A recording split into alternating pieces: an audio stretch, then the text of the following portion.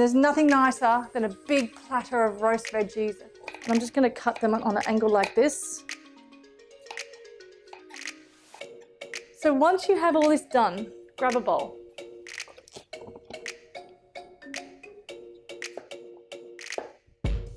Add a little bit of cinnamon and a little bit of maple to this. So you just want to toss that through. This is where you lick your fingers.